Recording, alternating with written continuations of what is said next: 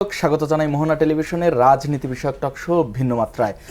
অন্তর্বর্তীকালীন সরকার গত ১.৫ বছরে ১৩২ অধ্যাদেশ জারি করেছে।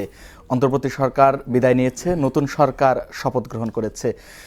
কথা ছিল গণপরিষদ গঠন হবে, ১৬০ দিন পর্যন্ত গণপরিষদের হয়ে কাজ করবে, কিন্তু বিএনপি নির্বাচিত এমপিরা সেই গণপরিষদের শপথ নেননি। স্বাভাবিকভাবে প্রশ্ন এসেছে, এই ১৩২ অধ্যাদেশ বা অন্তর্বর্তীকালীন সরকারের যে পাশকৃত অধ্যাদেশগুলো সেগুলোর কি হবে, এই বিষয় এবং আনুষঙ্গিক রাজনীতির নানা বিষয় নিয়ে আলোচনা করব আজ। অনুষ্ঠানের পুরোটা সময় জুড়ে আপনাদের সঙ্গে আছি আমি রনি রেজা, এবং আজ আলোচনা করবার জন্য স্টুডিওতে আছেন সিপিবির সাবেক সাধারণ সম্পাদক রুহিন হোসেন প্রিন্স। স্বাগতম আপনাকে প্রিন্স ভাই। আমাদের সঙ্গে আরও আছেন সমাজচিন্তক ও জবান পত্রিকার সম্পাদক রেজাউল করিম রনি। স্বাগতম আপনাকে রনি ভাই। প্রিন্স ভাই, আপনাকে দিয়ে আজকের আলোচনাটা শুরু করতে চাই। যেমনটি বলছিলাম যে এই অধ্যাদেশগুলো যে জারি হয়েছে রাষ্ট্রপতি কৃত, এগুলো হচ্ছে প্রথম অধিবেশনের পরে ৩০ দিনের মধ্যে আইনগত ভিত্তি পেতে হবে। যদি না হয় তাহলে অটোমেটিকলি বাদ হয়ে যাবে। বিএনপি সরকারের শপথ গ্রহণের পরে যে অবস্থান দেখছি, তাতে আপনার কি মনে হয় এই অধ্যাদেশগুলোর ভবিষ্যৎ কি? আপনাকে ধন্যবাদ, এখানে রনিকে ধন্যবাদ এবং যারা শুনছেন তাদের শুভেচ্ছা জানাচ্ছি। না, আমার মনে হয় ঠিকই, মানে এই আলোচনাটা আপনি তুললেন, আলোচনাটা জরুরিও বটে। যেটা আপনি বললেন এটা হচ্ছে আইনের কথা, এবং আমরা যে আইনের ধারাবাহিকতা আছি সেইটাই। আমার বিবেচনায় যতটুকু মনে হয়েছে, আচ্ছা, মনে হওয়ার থেকে আগে বলি যে নৈতিক অবস্থানটা কি হওয়া উচিত। নৈতিক অবস্থান হওয়া উচিত হচ্ছে যে অধ্যাদেশগুলো হয়েছে দ্রুততম সময়ে এগুলো একটু দেখতে হবে, যাচাই বাছাই করে, এবং যেটা জনস্বার্থে যেগুলো প্রয়োজনীয় সেটা করতে হবে। আর একটা থাকে যে ধরেন ডক্ট্রিন অফ নেসেসিটি, মানে এইটা সময়ের এটা খুবই প্রয়োজনীয় ছিল, সুতরাং এইটাকে উপেক্ষা করা যাবে না। এই দুইটা বিবেচনা করেই করা উচিত। এটা হচ্ছে সাধারণ বিবেচনা, বা আমরা হলেও যেটা করতাম। তা আমি এবার প্রত্যাশা করি যে প্রধানত বিএনপি যারা এবার নির্বাচনে জয়ী হয়ে এলেন, আমরা যেহেতু এইবার নানা সময় তাদের সাথে কথাবার্তা বলার সুযোগ হয়েছে এবং অনেক দল মিলিয়ে আমরা কতগুলো আলোচনায় প্র্যাকটিস করেছি, তাতে আমার কাছে যেটা মনে হয়েছে, তাদের নিশ্চয়ই এই দলটিতেও তারা তাদের ম্যানিফেস্টো সে অনুযায়ী যা করার সেটা করবে, কিন্তু এখানে বোধহয় যেটা ডক্ট্রিন অফ নেসেসিটিকে বিবেচনা করে যেটা করা দরকার সেটা করবে, এবং অনেকগুলো আইন অধ্যাদেশ যেটা হয়তো আমাদের জন্য প্রয়োজনীয় সেটাকে নিশ্চয়ই পার্লামেন্ট রেকটিফাই করবে বলে আমি বিবেচনা করি।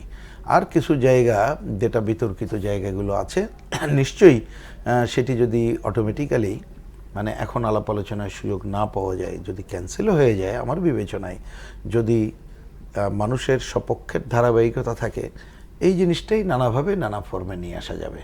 সুতরাং আইনের শাসন প্রতিষ্ঠার জন্য এই ধারাই অগ্রসর হওয়া দরকার বলে মনে করি, এবং আমি প্রত্যাশা করি যে সরকার, যেহেতু তারা আগেই সরকার ছিল এবং দু একটা গতিবিধি দেখে মনে হচ্ছে যে তারা তাদের হিসাবগুলো একেবারেই করেননি তা না। যেমন আজকে একটা তো অন্য কথা অধ্যাদেশের সাথে জড়িত না, যে এলডিসির যে জায়গাটা দেখলাম যে এটাকে একটা চিঠি দিয়ে বলেছে আরো 3 বছরের জন্য বাড়ানো, তো এটা তো আর হঠাৎ করে হয় নাই, একটু বিবেচনাগুলো করতে হয়।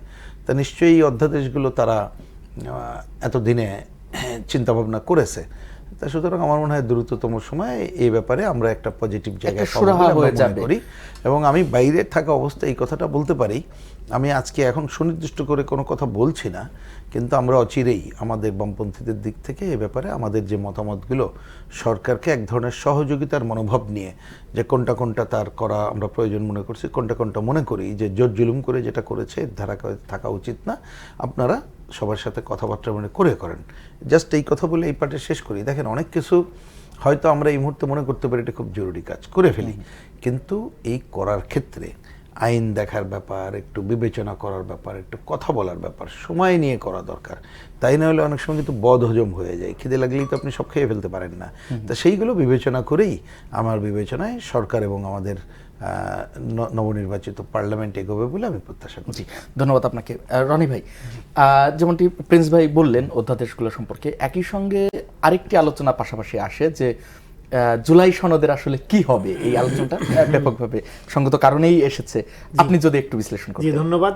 প্রথমত আমাকে আমন্ত্রণ জানানোর জন্য, এবং যে যেখান থেকে আমাদের দেখছেন শুনছেন সবাইকে আমার সালাম এবং কৃতজ্ঞতা। আরেকটা বিশেষ ধন্যবাদ দিই যে জুলাই সনদ নিয়ে আমাকে প্রশ্ন করার জন্য, কারণ এই বিষয়ে আমার বক্তব্যকে খণ্ডিতভাবে কাটপিস করে প্রচন্ড রকম ভাবে বিকৃত করে অসংখ্য ফটোকার্ড ইতিমধ্যে ছড়ানো হচ্ছে, এটা আমি দেখতে পাচ্ছি। এবং এই ফটোকার্ড দেখেছি, সেজন্য ফটোকার্ড ছড়ানোটাই যেহেতু তাদের আপনার মূল কাজ, যেহেতু তাদের রাজনীতি নাই, হ্যাঁ, তাদের কাজ হলো ন্যারেটিভ তৈরি করা, বয়ান তৈরি করা, এই জন্য তারা এগুলো করতেছে তাদের ঐতিহ্য মতে। এই হারের পরও এই যে তাদের ফটোকার্ড মহামারী চালু করা, প্রোপাগান্ডা করা, চরিত্র হনন করা, বক্তব্য বিকৃত করে প্রচার করা, এগুলোর জবাব নির্বাচনে মানুষ দিয়েছে, তারপরেও তার স্বভাব চেঞ্জ হচ্ছে, এগুলো আবার করে যাচ্ছে। আচ্ছা, গণভোট নিয়ে আমার পজিশন শুরুর দিক থেকে সমস্ত দলগুলোর বিরুদ্ধে, সমস্ত দল। আমি গণভোটকে অপ্রয়োজনীয় মনে করেছি, আমি গণভোটকে গণঅভ্যুত্থান বিরোধী বলেছি, এক নাম্বার। তারপরে ওকে আপনি যেহেতু করলেন, গণভোটের এখতিয়ারটা, গণভোটের যে রায়টা, ধরুন 100% হা পড়েছে, 100% হা পড়লেও এইটা পার্লামেন্টের যে সার্বভৌম ক্ষমতা তার চেয়ে এটা উপরে না। কেন না? পার্লামেন্টকে মানুষ নির্বাচিত করে সমস্ত বিষয়ে আইন করার এখতিয়ার দিয়ে, আর গণভোট তো আপনি করেছেন একটা বিষয়ের উপর মাত্র, জুলাই সনদ, একটা বিষয়। ফলে একটা বিষয়ের উপর জনগণের রায় কখনোই সর্ববিষয়ে আইন করার জন্য যাকে আপনি নির্বাচিত করলেন তার চেয়ে সুপ্রিম না, তার চেয়ে সুপিরিয়র না। এটা হলো বেসিক কাণ্ডজ্ঞানের ব্যাপার। সেটাই আমি বলেছিলাম যে গণভোটে 100% রায় আসার পরেও এইটা পার্লামেন্ট এটা তেমন কিছু ভ্যালু ক্যারি করে না, যেহেতু পার্লামেন্টারি ডেমোক্রেসিতে পার্লামেন্ট হলো সার্বভৌম ক্ষমতার অধিকারী, জনগণের যেহেতু প্রত্যক্ষ ভোটে পার্লামেন্ট নির্বাচন। দ্যাট ওয়াজ মাই আর্গুমেন্ট, সেটাকে বিকৃত করে প্রচার করা হচ্ছে। এইবার দ্বিতীয় আর্গুমেন্ট, আমি এখানে একটা প্রশ্ন রাখতে চাই, সেটি হচ্ছে পার্লামেন্টে যারা সংখ্যাগরিষ্ঠতা পেয়ে গেলেন তাদের খুব মানে বিরোধী দল যারা, তারাও তো কিছু সংখ্যক তাদের উপরেও জনগণ আস্থা রেখেছে, কিন্তু তারা যখন গণভোটের পক্ষে বলে, একই সঙ্গে গণভোটের একটা বিজয়ী ম্যান্ডেট রয়েছে, এই দুটো মিলে আবার ওটা থেকে কিচ্ছু আসা যায় না, কিনা? না, কিচ্ছু আসা যায় না। কারণ হলো আপনি এর আগে স্বাক্ষর করেন নাই, জুলাই ওইটাই বলতে চাচ্ছিলেন। হ্যাঁ, আপনি তো গণভোটে ধরেন 100% না বিজয়ী হলো, এবার উল্টা দিকে ঘুরে আর্গুমেন্টটা করে, এর আগে হা দিয়া করছে, এবার না দিয়া করি, 100% না ধরেন বিজয়ী হয়েছে, তাতে কি আসা যায়?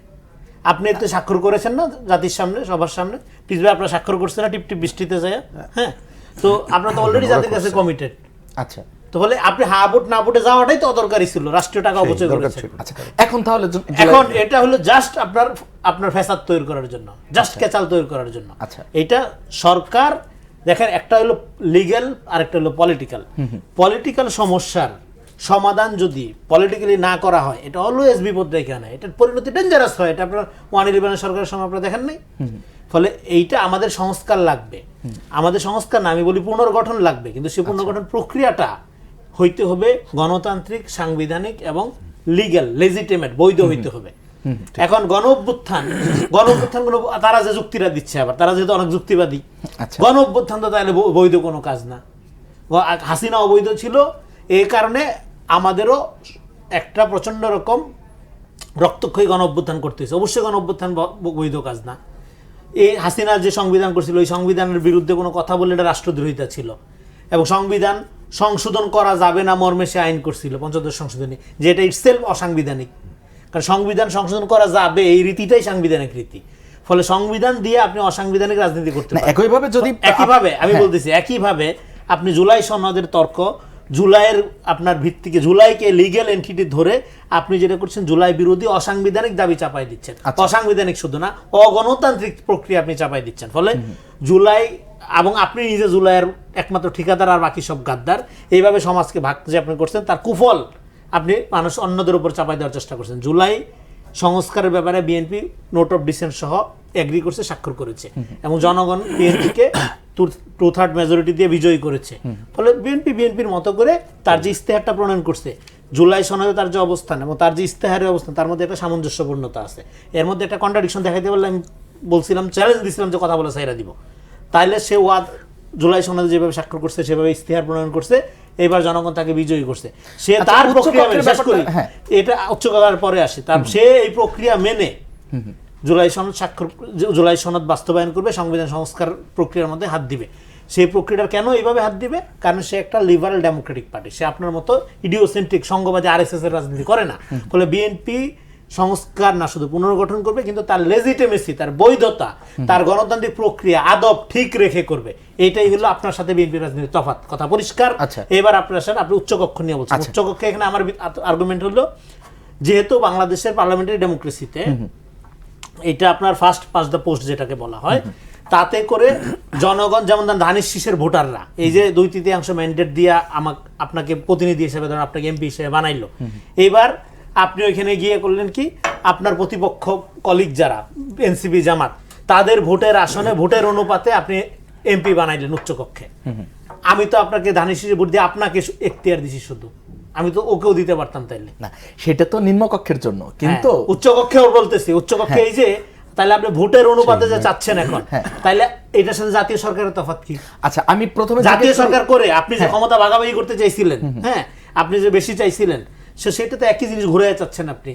আচ্ছা, ভোটের অনুপাতে উচ্চ কক্ষে আসন বন্টনের মধ্যে দিয়ে আপনি আসলে জাতীয় সরকার দিয়ে যেটা অ্যাচিভ করতে চাইছিলেন, যেহেতু জাতীয় সরকার হয় নাই সেটা ঘুরাইয়া চাচ্ছেন। আচ্ছা, চালাকি দরকার কি? আচ্ছা, দরকার কি শুনবো আপনাকে। আমরা একটু প্রিন্স ভাইকে শুনতে চাই।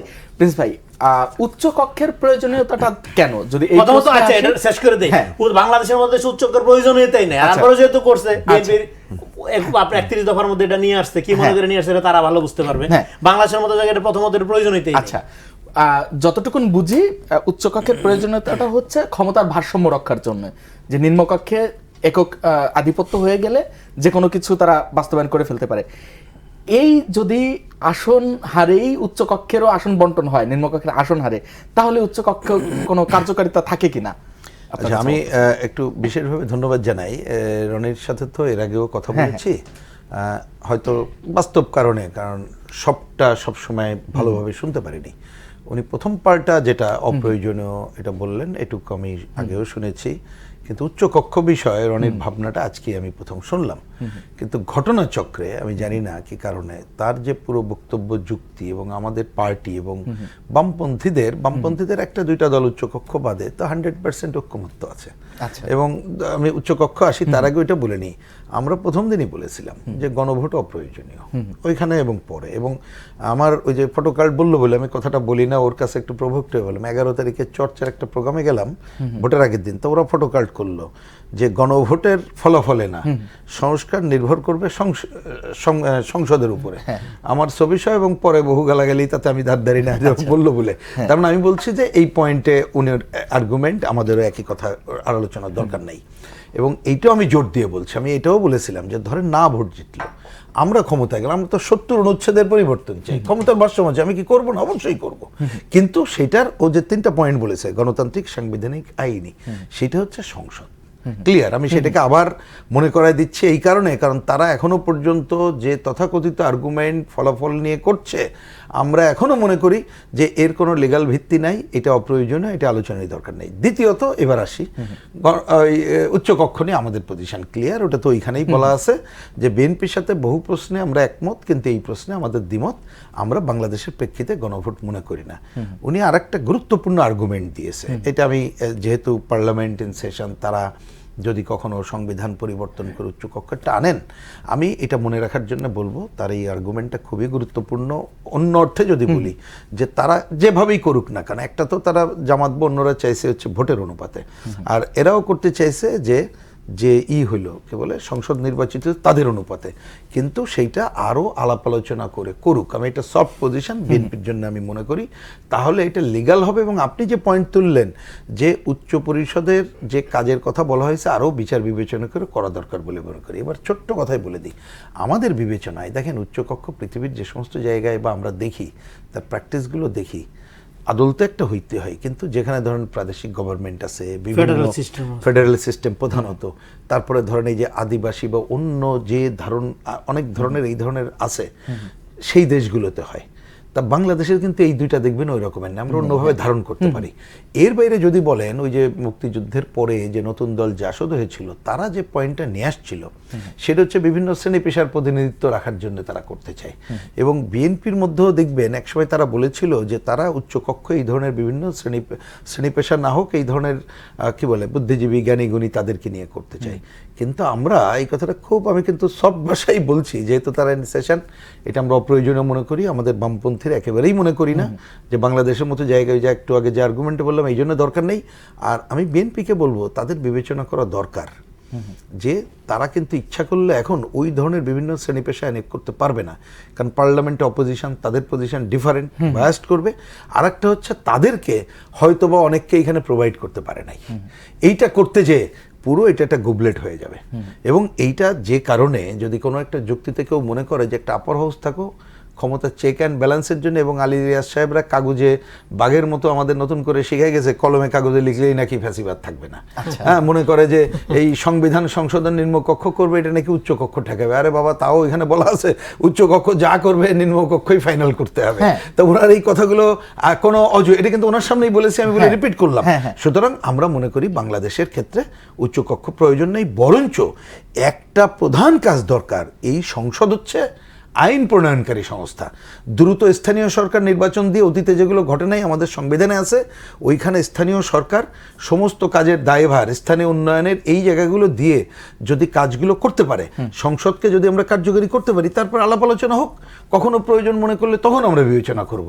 কিন্তু এখন বাংলাদেশের বাস্তবতায় এই জায়গাটা না যাওয়াই আমরা খালি নীতিগতভাবে মনে করেছি, আমি সেজন্য বলছি না, এখনও মনে করি যে যাত্রাটা শুরু হলো তাতে একটা কার্যকর সংসদ করা এবং স্থানীয় সরকার তাকে দক্ষ দুর্নীতিমুক্তভাবে শক্তিশালার কাজে যদি আমরা আগাতে পারি, তাহলে যে অ্যাচিভমেন্ট উচ্চকক্ষের মধ্যে অন্য জায়গায় ভাবি সেটাও করতে পারি। ছোট্ট কথা বলি শেষ করি, যেমন ধরুন আমাদের যদি জেলা পরিষদ নির্বাচিত করতে পারি, এবং উপজেলা তো আছেই, ইউনিয়ন পরিষদ আছে, এবং সেইটাকে যদি ক্ষমতায় করতে পারি, তাহলে ধরেন কোনো দল যদি মনে করে যে আমরা অনেককে প্রোভাইড করতে চাই, এই জায়গাগুলো কিন্তু আছে, না থাকার কোনো কারণ নাই।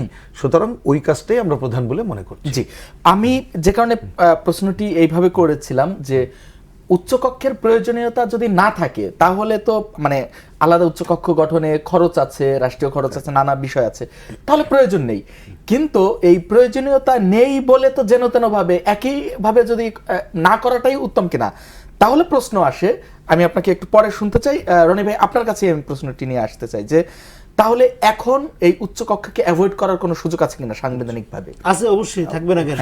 যেমন ধরেন 100 আছে, যেমন এটা বিএনপির প্রস্তাবনার মধ্যে দিয়েছিল, 31 দফার মধ্যে ছিল, এবং 31 দফার মধ্যে যেভাবে ছিল তারা সেভাবে ইস্তেহারও দিয়েছে, তারা সেভাবে জুলাই নোট অফ ডিসেন্ট সহ জুলাই সনদও সেভাবে রাজি হয়েছে, ফলে একটা ধারাবাহিকতা আছে। এখন তারা যদি জনগণকে বলে যে এটা আমরা প্রতিশ্রুতি দিয়েছিলাম, আমরা এই ক্যালকুলেশন করে দেখলাম যে এইটাতে লাভের চেয়ে ক্ষতিই বেশি, জনগণকে পরিষ্কারভাবে বলতে হবে, সালাই করার দরকার নেই যে নাম কাওয়াস্তে করলাম কিছু লোকজন, যেটা প্রিন্স ভাই বললো, কিছু লোকজন, কিছু বুদ্ধিজীবী দরকার কি এত? বুদ্ধিজীবী কাজ কাম করে খাবে। হ্যাঁ, বুদ্ধিজীবীর কোনো বুদ্ধিজীবীর আমি বাজারে যেতে দেখি না, কাজ কাম করে খাইতে দেখি না। হ্যাঁ, বুদ্ধিজীবী তাতে কি হয়েছে? বাজারে যাবে, কাজ করবে, মাছ ধরবে, রিক্সা চালাবে, তারপরে বুদ্ধিজীবীরা করতে ছেলে করবে না, এটা দরকার নেই করার। হ্যাঁ, উচ্চকক্ষ এটা কোনো বিলাসিতার জায়গা না বাংলাদেশে। ফলে এখন আবার যদি পরীক্ষামূলকভাবে বিএনপি করতেও চায়, এটা ছোট পরিসরে পরীক্ষামূলকভাবে করে দেখা যেতে পারে।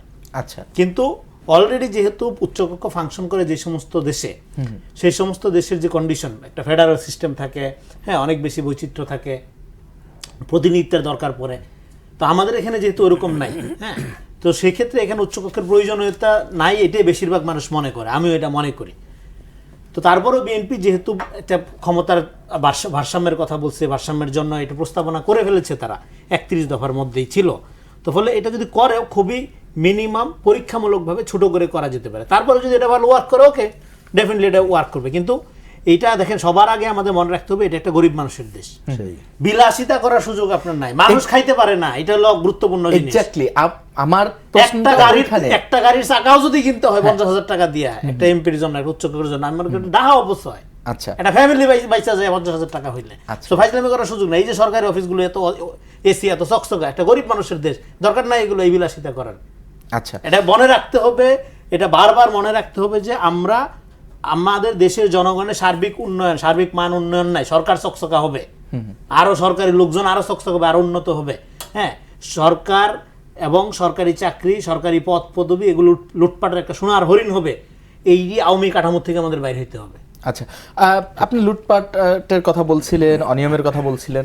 আমি গতকালকে আমাদের নতুন যে সড়ক পরিবহন মন্ত্রী একটি বক্তব্য দিয়েছেন যে সমঝোতার ভিত্তিতে চাঁদা ব্যাপকভাবে আলোচিত হচ্ছে।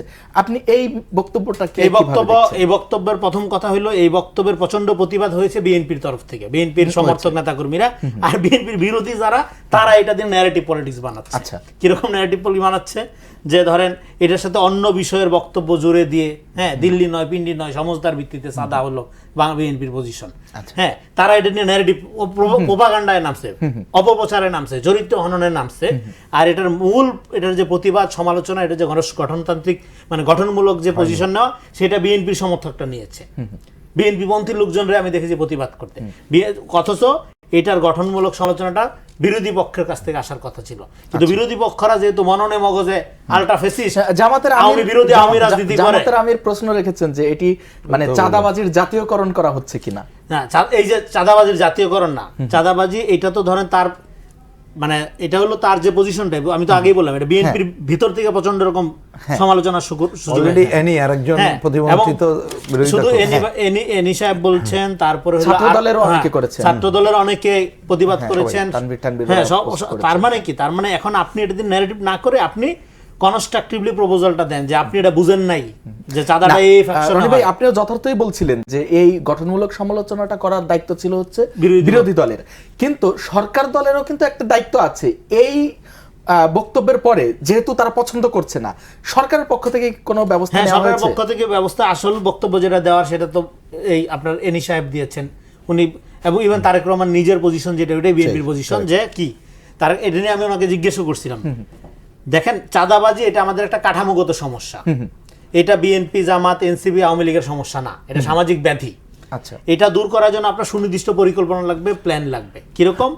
এই যে ফুটপাতের দোকান, তারপর খাস জমি দখল করে মার্কেট, খাস জমি দখল করে স্ট্যান্ড করা, টেম্পো স্ট্যান্ড, বাস স্ট্যান্ড তৈরি করা, এগুলো রাখবেন, আবার আপনি চাঁদাবাজি বন্ধ করবেন, এ মিথ্যা কথা, এটা হবে না। আচ্ছা, আপনি যে দলেই যান। হ্যাঁ, এখন নীরব চাঁদাবাজি হয় না, ইয়ানতের নামে যেটা নেই এটা চাঁদাবাজি না, যেটা সরব দেখা যায় সেটাই খারাপ, নীরব চাঁদাবাজিটা ভালো। সাতকানিয়া চাঁদা কে নেয়, সাতক্ষীরায় চাঁদা কে নেয়, সিরাজগঞ্জের উল্লাপাড়ায় চাঁদা কে নেয়, যেখানে যে শক্তিশালী সেখানে সে চাঁদার হাতটা নিয়ন্ত্রণ করে। সেগুলো অবৈধ হতে পারে না, সেটা কিন্তু না, কিন্তু হলো চাঁদাবাজ মানে বিএনপি, এটা হলো যে ন্যারেটিভ। কেন বিএনপির যেই যুবদলের নেতা আপনার কুয়াকাটায় কক্সবাজারে চাঁদা দাবি করতে গেল, স্বেচ্ছাসেবক দলের নেতা, বহিষ্কৃত নেতা, তাকে অ্যারেস্ট করানো হয় নাই, বিএনপি দায়িত্ব নিয়ে তাকে অ্যারেস্ট করায় নাই। বিএনপি ক্ষমতায় আসছে কয়দিন হয়েছে, এ পর্যন্ত 7-8 জন বিএনপি বহিষ্কার তো করছে 8,000 আগে, 7-8 জনকে অলরেডি অ্যারেস্ট করাইছে।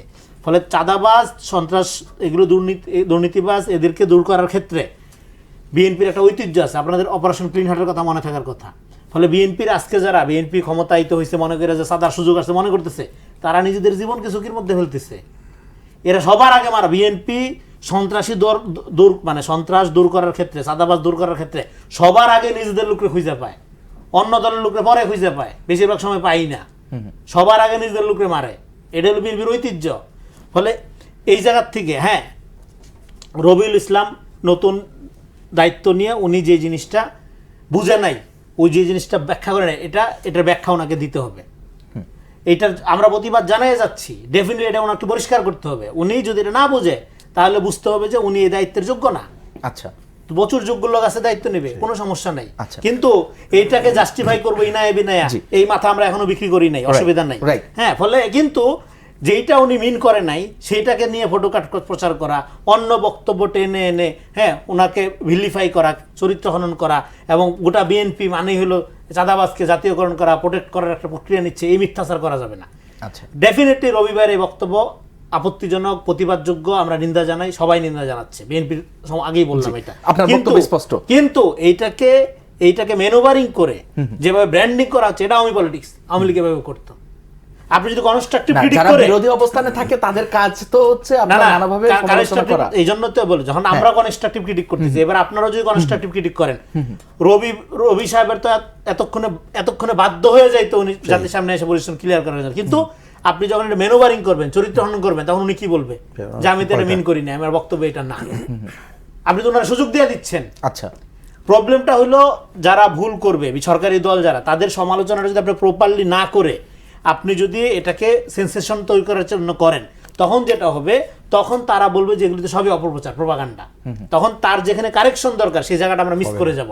ফলে আপনি জাতীয় রাজনীতির ক্ষতি করছেন। That was my point. এবং আমি যেটা বলছি চাঁদাবাজি দূর করার জন্য, তাহলে তারেক রহমানের প্রস্তাবনা কি? তারেক রহমানের প্রস্তাবনা 1 নম্বর বেকারত্ব দূর করতে হবে, কর্মসংস্থান তৈরি করতে হবে, কৃষকের ন্যায্য মূল্য আপনি নিশ্চিত করবেন, এটা তার প্রতিশ্রুতি, ম্যানিফেস্টোতে আছে, ইশতেহারে আছে। তাহলে পরিবহনে চাঁদা যদি দৌড় না হয়, কৃষকের ন্যায্য মূল্য নিশ্চিত হবে না। তাহলে পরিবহনের চাঁদা দূর করতেই হবে। এইবার দূর করার জন্য এই যে জায়গাগুলো জুট ময়লার ইয়াস, তারপরে হলো আপনার এই স্ট্যান্ডগুলো, এগুলোকে একটা রেগুলেশনের মধ্যে আনা।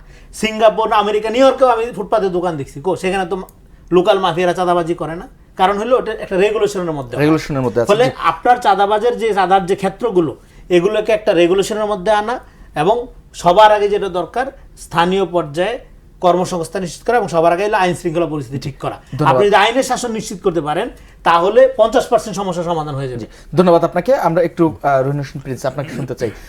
রেজাউল করিম রনি বলছিলেন আইনের শাসনের কথা, আমাদের নতুন স্বরাষ্ট্রমন্ত্রীও বলেছেন যে মব থাকবে না বা, কিন্তু তার এই বক্তব্যের তিনি যেদিন বক্তব্য দিয়েছেন ওই দিনই আমাদের একটি জাতীয় যে সংবাদ সংস্থা বাসস, সেখানে বাসসের এমডি একটি পোস্ট করেছেন তিনি মবের শিকার। এরপরে আমরা আরো কিছু মানে ঘটনা দেখলাম। আপনার কি মনে হয় যে মব কি সহসা যাবে কি না? একটা আমি ছোট ছোট করে এটা বলি, আর একটা এর আগের পয়েন্টটা খুবই পজিটিভলি কারেক্টলি রনি অ্যাড্রেস করেছেন, ও ব্যাপারে আমি ছোট্ট একটা মন্তব্য করব। এই ব্যাপারে আমি যদি বুঝে থাকি, দেখেন ঘটনার পরপরই আমাদের নতুন স্বরাষ্ট্রমন্ত্রী তিনি যে কথাটা বললেন, তার আগেই বোধহয় বাসসের ঘটনা, আমি যেটা পত্রিকায় যেটা দেখলাম। তবে এটা আমরা গ্রহণযোগ্য মনে করি না। এটা আমরা যে কোনো ক্ষেত্রে টোটাল আইনের কাঠামোতেই সব হইতে হবে, কোনো কারণেই কোনো মব গ্রহণযোগ্য না। এবং পরে আমি যেটা দেখলাম, আমি আজকেই বোধহয় তার একটা পোস্টকে আমাকে পাঠালো যে একটা তদন্ত কমিটি হয়েছে, তিনি ওয়েলকাম করেছেন, ভালো। সেই ওয়েলকাম করে আমার মনে হয় জিনিসটার সমাধান হওয়া দরকার, এবং কোথাও যাতে মব না হয় সেই চেষ্টা করতে হবে। এখন আমি ভোক্তা অধিকারও মবের শিকার হচ্ছে। ভোক্তা অধিকার এটা একটু শেষ করে ভোক্তাটাও আমি বলতাম, আপনি ভালোই করছেন। আমি মনে করি যে এইটা সমাধান খুবই সম্ভব হবে আমাদের যদি প্রশাসন স্ট্রং পজিশন থাকে, এবং আমি প্রত্যাশা করব এখানে সাউদ্দিন সাহেব দায়িত্বে আছেন, তিনি যেভাবে বলছেন, কারণ এই যে কথাগুলো উনি হঠাৎ করে বলছেন নট দ্যাট, বা বিএনপির আরো কয়েকজন যে মবের বিরুদ্ধে এখন বলছেন নট দ্যাট, আমরা যখন আলাপ আলোচনা করেছি এই পজিশন ছিল, সেটাই একটা বিষয় হয়ে দাঁড়িয়েছে, মানে কারেক্টই মনে করি। আপনি এটা তুলেছেন, না তুললে আমি তুলতাম যে দেখুন, মানে ঘটনাচক্রে আপনার এখানে আসার আগে আমি এইখানে যিনি আগে এই যে ভোক্তা অধিকারের দায়িত্বে ছিলেন, তিনি এখন ক্যাবের প্রেসিডেন্ট, ওনার সাথে আমার কথা হচ্ছিল। এবং আমি যে জব্বার সাহেব বিশেষ করে সিলেটে এটা শিকার হলেন, খুলনাতে আরো কয়েক জায়গায় দেখলাম অনেক ব্যবসায়ীর যে ঔদত্যপূর্ণ আচরণ, এটা একেবারেই গ্রহণযোগ্য। এবং ঘটনাচক্রে বলি, আমরা এটা স্থানীয় প্রতিবাদ করছি, এবং এটা আমি একটু এই সুযোগে জানাই, রোববার সকালে প্রেস ক্লাবের সামনে, কালকে যেহেতু 21শে ফেব্রুয়ারি, ক্যাবের উদ্যোগে যে একটা প্রতিবাদ সভা হবে, সেখানে আমরা থাকবো এবং সেখানেও কথা বলবো।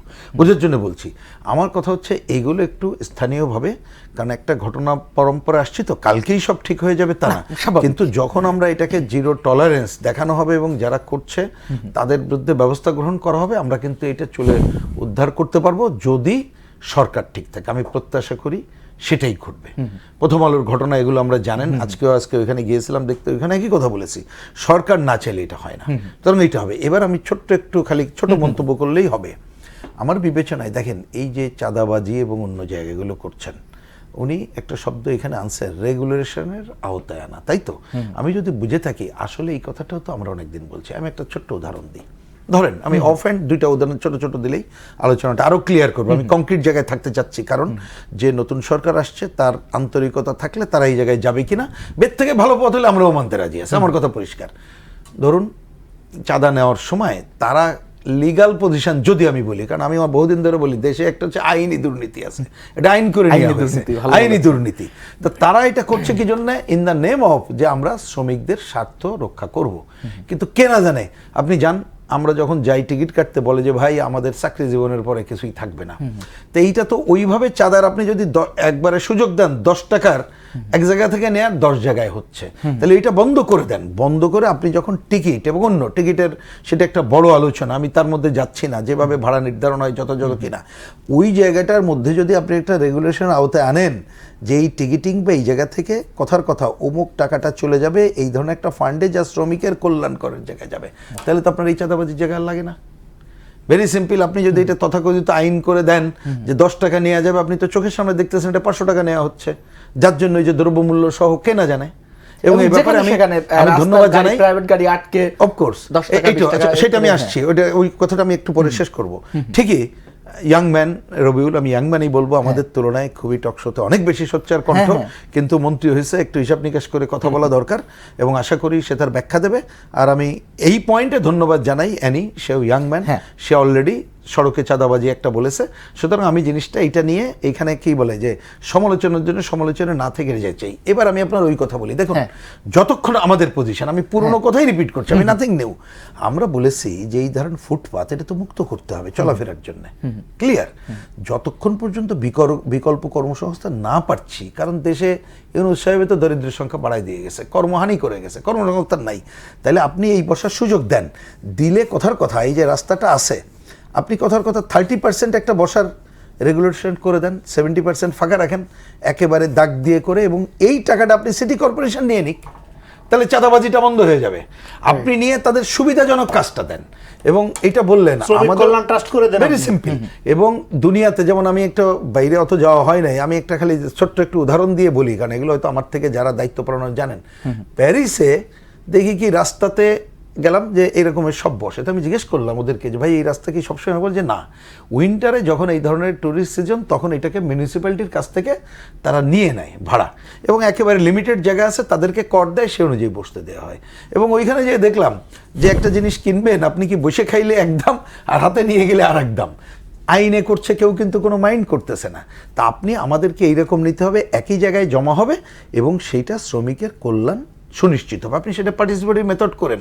তাহলে এই ধরনের জায়গা কিন্তু দুনিয়াতে উদাহরণ আছে, আমাদেরও এই যে কথাটা আমি এইখানে বলছি, নট দ্যাট, আপনি গ্রামে গঞ্জে বহু ইউনিয়নে কিন্তু স্থানীয় পর্যায়ে এই ধরনের সিস্টেম কিন্তু চালু আছে। তা সেইগুলো যদি করি তাহলে কিন্তু কোনো সংকট থাকে না, আমরা চাঁদাবাজি বন্ধ হয়ে যাবে, এবং করতেই হবে, কোনো নামে চাঁদাবাজিকে প্রশ্রয় দেওয়া যাবে না। যেটা ওই যে সড়কের কথা বলে আমি কিন্তু ফুটপাতের পয়েন্টটাকে ক্লিয়ার করে ফেললাম।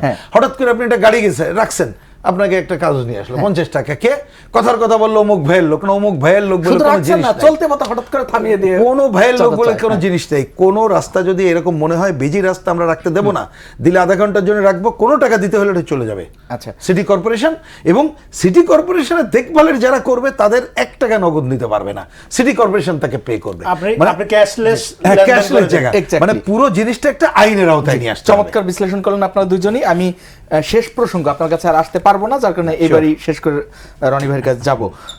সেটি হচ্ছে সারা দেশে আমরা দেখলাম নির্বাচনের পরপরই আওয়ামী লীগের বিভিন্ন কার্যালয়ের তালা খোলা হচ্ছে, এই বিষয়টিকে আপনি আচ্ছা আমি ছোট করে বলি, এরপর রনি কথাটা বলুক। মূলত যে জিজ্ঞেস করেন, আমার বিবেচনায় দেখেন, প্রথম কথা কি বলে, তার কার্যক্রম নিষিদ্ধ। সুতরাং সেই অর্থে যদি বলি যে তারা যদি কোনো কার্যক্রম করে, এটা তো আইনগতভাবে দেখতে হবে, আমি সেই পয়েন্টেই থাকতে চাই। কিন্তু এই কথা বলতে চাই, দেখেন আমরা প্রথম দিন থেকে বলে আসছিলাম যে এই দলটি যে ধরনের অপকর্ম করেছে, কর্তৃত্ববাদী স্বৈরাচারী শাসন তারা ছিল, ফ্যাসিস্টিক আচরণের জায়গায় গেছিল, এমনকি না, বাস্তবতা হচ্ছে ক্ষমতা দীর্ঘায়িত করার জন্য যে হত্যাযজ্ঞ করেছে তার সুষ্ঠু বিচার অবশ্যই হতে হবে, এবং আমরা বিশেষ ট্রাইব্যুনালে এই কথা কিন্তু আমাদের বামপন্থীদের লিখিত পজিশন, এটা করতে হবে। কিন্তু আমরা ওই দলটাকে যখন ওই নির্বাহী আদেশে নিষিদ্ধ করা, আমরা নির্বাহী আদেশে নিষিদ্ধ করার পক্ষে না, আইন বলে দেবে। কিন্তু আমি মনে করি যতক্ষণ পর্যন্ত একটা আইন আছে, নিশ্চয়ই আমাদের আইন শৃঙ্খলা বাহিনী বন্যরা তারা আইনের ধারা এগিয়ে নেবে, আইনের ব্যত্যয় হোক এটা আমরা চাই না। আর আইনগতভাবে আমি আগেই বললাম যে শুধুমাত্র নির্বাহী আদেশে কোনো রাজনৈতিক দল নিষিদ্ধ কোনো ভালো খবর না, কারণ একটা স্বৈরাচারী কর্তৃত্ববাদী শাসককে আমাদের কিন্তু রাজনীতি দিয়েই পরাজিত করতে হবে। এই ঘটনায় আরেকটা প্রশ্ন সামনে এসেছে, একটা যদি করতেন যে নির্বাহী আদেশে যে নির্বাহী প্রধান এই আদেশটি দিয়েছেন তার তো মেয়াদ শেষ, সেই সঙ্গে সঙ্গে এই আদেশেরও মেয়াদ শেষ হয়ে গেল কিনা?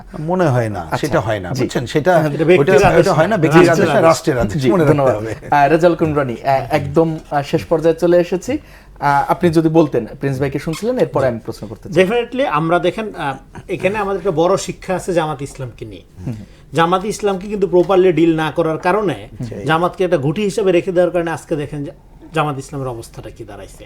একই রাজনীতি যদি আপনি আওয়ামী লীগের ক্ষেত্রে করেন, ফলাফল একই হবে। তো ফলে এইটা একটা বড় শিক্ষা যে জামাতের উপর হাসিনা অন্যায় করছে, যে অন্যায়ের ফলে ভিকটিম হয়েছিল সে ভিকটিম বিকাম কিলার্স, আমরা জানি মাহমুদ বামদানির বিখ্যাত থিওরি। তো ফলে আপনার কাউকে ভিকটিম বানানো যাবে না। এইবার আওয়ামী লীগের যারা ফৌজদারি অপরাধ করছে, গুম, খুন, টাকা পাচার, হ্যাঁ, লুটতরাজ এগুলোতে লিপ্ত ছিল, এগুলো হজদের অপরাধ। সেটা আপনার আমার আত্মীয় হইলেও তারা অপরাধী, তাদেরকে বিচার আওতায় আনেন।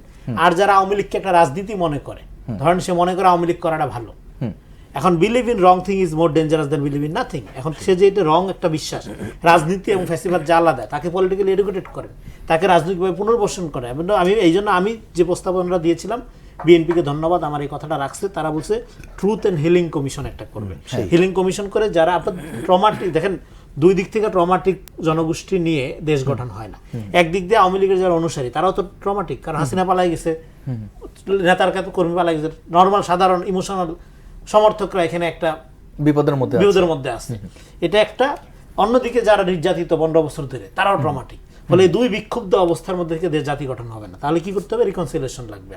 রিকনসিলিয়েশনের জন্য ন্যায় বিচার নিশ্চিত করতে হবে, ইনসাফ প্রতিষ্ঠা করতে হবে, এবং সেটা মুখে মুখে বললেই হবে না, এটা প্র্যাকটিক্যালি করতে হবে। প্র্যাকটিক্যালি করার মধ্যে দিয়ে এরা তো বাংলাদেশের জনগণ। হ্যাঁ, রনি তো এই কথা অনেক দিন ধরে বলে আসছে। আওয়ামী লীগ ক্ষমতা থাকতে আমি এটা বলছে নট দ্যাট, এটা আমি আমার সামনে বহুবার বলছি আগেই। এটা লাগবে, কারণ আমার আওয়ামী লীগ কে? আমার ফ্যামিলির অংশ। এক ফ্যামিলিতে আওয়ামী লীগ, এক ভাই আওয়ামী লীগ, এক ভাই জাতীয় পার্টি, এক ভাই বিএনপি বা এক ভাই জামাত।